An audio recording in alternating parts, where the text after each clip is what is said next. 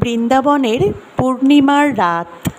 গগনভরা জ্যোৎস্না যেন ঝরে পড়ছে বনবীথির উপর। যমুনার পাড়ে রাসমঞ্চে তখন শুরু হয়েছে রাসলীলা। দেবদেবীও যার দর্শন চান সেই রাসলীলা। শ্রীকৃষ্ণ তার মাধুর্যে, প্রেমে, তানে একে একে সকল গোপীদের হৃদয় ছুঁয়ে যাচ্ছেন। প্রতিটি গোপী অনুভব করছেন কৃষ্ণ আমারই কাছে আছেন, কিন্তু সেই ভিড়ে কোথাও নেই রাধা। হঠাৎ শ্রীকৃষ্ণ তার বাঁশি থামিয়ে বললেন, রাসে তো সবাই এসেছে, কিন্তু যার জন্য এই রাস তিনি নেই কেন? সবাই থমকে গেল, কেউ জানে না রাধা কোথায়।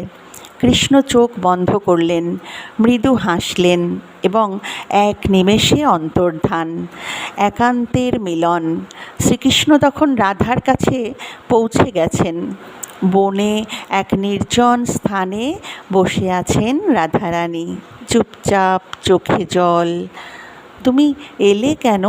রাধা ফিসফিস করে জিজ্ঞেস করলেন। তোমার না যাওয়ার কারণটা জানতেই তো এলাম, শ্রীকৃষ্ণ উত্তর দিলেন।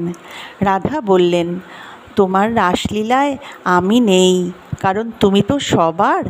আমি যদি দাবি করি তুমি শুধু আমার, তাহলে তোমার লীলার মাহাত্ম্যই যে হারায়।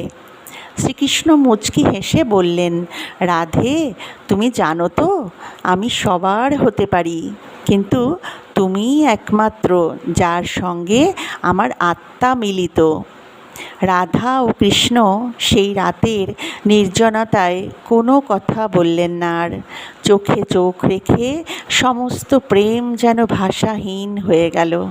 হৃদয়ে হৃদয়ে এক নিঃশব্দ সংলাপ চলল। কোনো প্রতিশ্রুতি নয়, কোনো দাবি নয়, শুধু বিশ্বাস।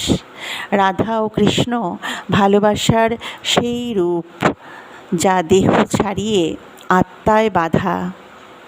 জয় রাধা মাধব।